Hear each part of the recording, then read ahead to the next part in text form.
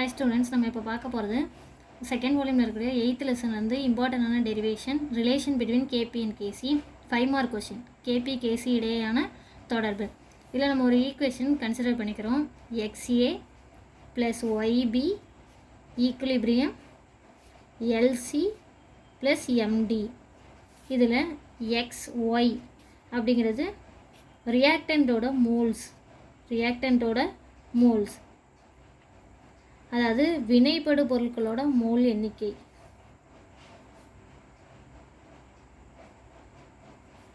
வினைப்படு பொருளோட மோலை பற்றி சொல்லுது, எவ்வளோ அளவு இருக்குன்ட்டு. அப்போ எல்சிங்கிறது யார்? ப்ராடக்டோட மோல்ஸ், விளைபொருளோட மோல். அப்போ ரிமைனிங் பார்ட்டு ஏபிங்கிறது யார்? ரியாக்டண்ட்டு, வினைப்படு பொருள். சிடி யார்? ப்ராடக்ட், அதாவது விளைபொருள். ஓகேவா? ஸோ நம்ம இப்போ இந்த ஈக்குவேஷனுக்கு, இந்த ஈக்குலிபிரியம் ரியாக்ஷனுக்கு நம்ம என்ன எழுத போகிறோம்? ஈக்குலிபிரியம் கான்ஸ்டன்ட் எழுத போகிறோம். ஈக்குலிபிரியம் கான்ஸ்டன்ட் அதை எப்படி சொல்லுவோம்? கேசின்ட்டு சொல்லுவோம். அந்த ஃபார்மேட்டு தான் நம்ம இப்போ எழுத போகிறோம். அதாவது சமநிலை மாறிலி எழுத போகிறோம். ஒரு ஈக்குவேஷன் கொடுத்து சமநிலை மாறிலி எழுதுக அப்படின்னு கேட்டாங்கன்னா நம்ம எப்படி எழுதணும்? அதாவது கேசி அப்படின்னு போட்டுட்டு ப்ராடக்ட் சைடில் இருக்கிறக்கூடிய அந்த டேர்ம்ஸோட கான்சன்ட்ரேஷன் இதை எழுதணும். அதாவது மோலார் செறிவு அடிப்படையில் விளைபொருள் எழுதணும். மோலார் செறிவு அடிப்படையில் இந்த பாக்ஸ் மாதிரி ஸ்கொயர் ப்ராக்கெட் போட்டு எழுதுறது. ஓகேவா? அப்போ சிடி விளைபொருள். அந்த மோல்களோட இதெல்லாம் எதில் எழுதணும்? பவரில் எழுதணும். அப்போ இதை சியோட முன்னாடி இருந்தது யார்? எல். டிக்கு முன்னாடி இருந்தது யார்? எம். ஸோ அந்த கோஎஃபிஷியன்ஸ் எல்லாம் பவரில் வரணும். ஓகேவா? அண்ட் தென் டினாமினேட்டரில் யார் வரணும்? அப்போ ரியாக்டண்ட்டோட மோலார் கான்சன்ட்ரேஷன் எழுதணும். So A B. So coefficients எல்லாம் முன்னாடி இருந்த அந்த கேளுலாம் எங்கே வந்துடணும்? பவரில் வரணும். So x y. ஓகேவா? ஸோ இதை ஈக்குவேஷன் என்னென்னு வச்சுக்கிறோம்? 1ன்னு வச்சுக்கிறோம். கேசி அப்படிங்கிறது என்ன அர்த்தம்? மோலார் செறிவு அடிப்படையில் சமநிலை மாறிலி. சின்னு இருக்கிறது கான்சன்ட்ரேஷன்னு சொல்லுது. ஓகேவா? ஸோ அப்போ நம்ம இந்த ஈக்குவேஷனுங்கிறது என்னது? மோலார் செறிவு அடிப்படையில் நம்ம எழுதியிருக்கோம். அடிப்படையாக எழுதி வச்சுருக்கோம். ஓகேவா? அதாவது மோலார் கான்சன்ட்ரேஷன் பேசிஸாக.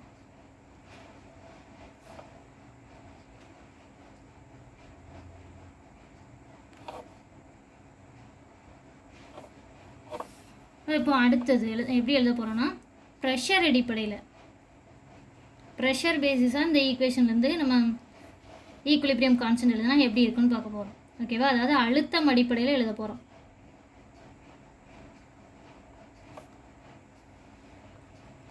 அழுத்தம் அடிப்படையில் எழுதணும்னா அப்போது எப்படி வந்துடும்? கேசின்னு போடுற இடத்துல கேபி அப்படின்ட்டு வந்துடணும். மோலார் கான்சன்ட்ரேஷனுங்கும் போது தான் நம்ம ஸ்கொயர் ப்ராக்கெட்டில் எழுதணும். இங்கே அந்த ஸ்கொயர் ப்ராக்கெட் தேவையில்லை, பிங்கிற சிம்பிள் மட்டும் போதும். ஸோ இங்கே அதே தான், ப்ராடக்ட் தான் கீழே அதாவது மேலே இருக்கணும். ஸோ சி பவரில் இருக்கிறது அப்படியேவும். So P of D product இது, அண்ட் தென் மேலே பவரில் இருக்குது, முன்னாடி இருந்தது பவரில் வந்துடும். And then P of A reactant இது கீழே வந்துடும், எக்ஸு. பி ஆஃப் பிஏ பவரில் ஒய். ஓகேவா? இது எது அடிப்படையில் எழுதியிருக்கோம்? Partial pressure. ஸோ அது ஈக்குவேஷன் 2ன்ட்டு வச்சுக்கிறேன். ஓகேவா? ஸோ 6th லெசன்லேருந்து நம்மளுக்கு தெரிஞ்ச ஒரு ஈக்குவேஷன் ஐடியல் கேஸ் ஈக்குவேஷன். அதாவது என்ன? அது நல்லியல்பு வாயு சமன்பாடுன்ட்டு படிச்சிருப்போம் 6th லெசன்லேருந்து.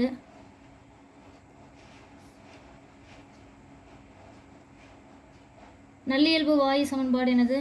PV equal to nRT. நான் இதில் இப்போ ப்ரெஷர் தான் கண்டுபிடிக்கணும். ஸோ ப்ரெஷரை மட்டும் லெஃப்ட் சைடு வச்சுக்கிறேன். அப்போது இந்த வி லெஃப்ட் சைடில் பெருக்கல்ல இருக்க, ரைட் சைடில் போகும்போது வகுத்தல வருமா? மல்டிப்ளிகேஷனில் இருக்கிறது டிவைடில் வரும். So n/v into RT. இந்த n/v அப்படிங்கிறது என்னன்னு சொல்லலாம்? ஆக்டிவ் மாஸ்ன்னு சொல்லலாம், அல்லது எப்படின்னு சொல்லலாம்? மோலார் கான்சன்ட்ரேஷன்னு சொல்லலாம்.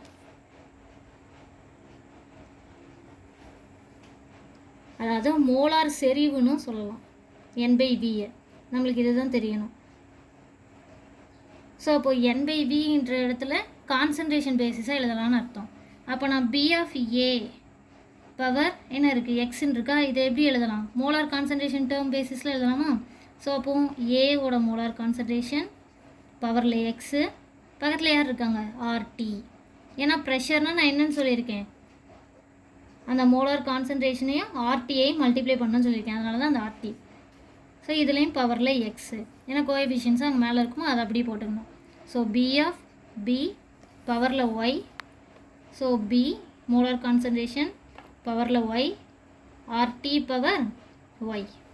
ஓகேவா? Next so B of C பவரில் யார் இருக்காங்க, L equal to concentration of C பவரில் L, RT power L. And then B of D பவரில் யார் இருக்காங்க, M equal to D power M, RT power M. So இந்த வேல்யூஸ் எல்லாம், this values எல்லாம் எதில் சப்ஸ்டியூட் பண்ண போகிறோம், ஈக்குவேஷன் 1ல் சப்ஸ்டியூட் பண்ண போகிறோம்.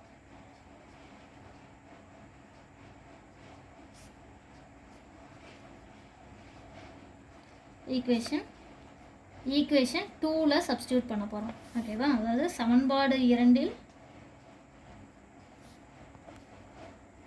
பிரதியிட இந்த மதிப்புகள் எல்லாம்.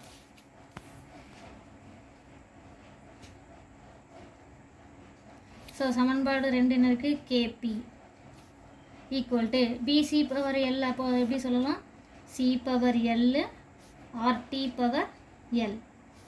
B of D power M எப்படி சொல்லிக்கலாம், D பவர் M. இதுக்கு பதிலாக இதை சப்ஸ்டியூட் பண்ணுறோம், RT power M divided by A power X, RT power X, B power Y, RT power Y. இதில் இந்த C, D இதெல்லாம் ஒன்று போல் எழுதிக்கிறோம். அண்ட் தென் RT சேமாக இருக்கக்கூடிய டேர்ம்ஸ்லாம் ஒன்று போல் சேர்த்து எழுதுகிறோம். ஸோ அப்போது C power L, D power M divided by A power X, B power Y. ஓகேவா? அப்போ இங்கே இன்னும் ரிமைனிங்காக இருக்காங்க, RT power L, RT power M divided by RT power X, RT power Y. ஓகேவா? இந்த இதை நம்ம எங்கே எழுதியிருக்கோம், KC அப்படிங்கிற இடத்துல எழுதியிருக்கோமா, KCங்கிற ஃபார்மேட்டில் இப்படி தானே எழுதணும். ஸோ அப்போது KP இந்த டேர்ம் நம்ம எப்படி எழுதலாம், ஈக்குவேஷன் ஃப்ரம் ஈக்குவேஷன் 1ல் இருந்து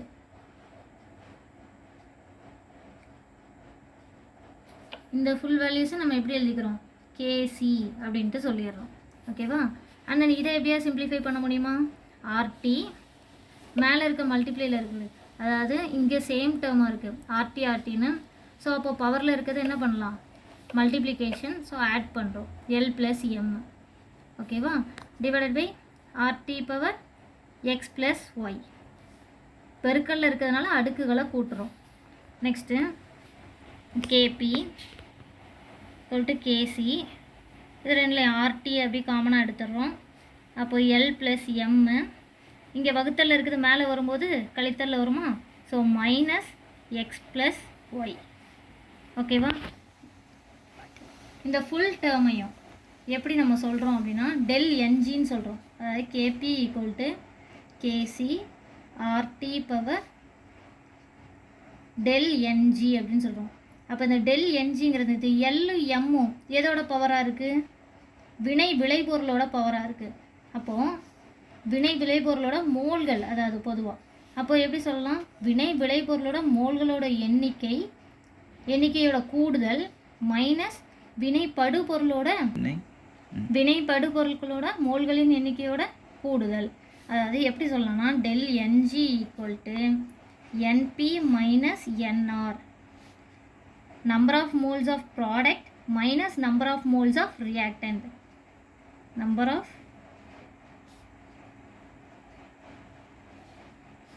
moles of product minus number of moles of reactant.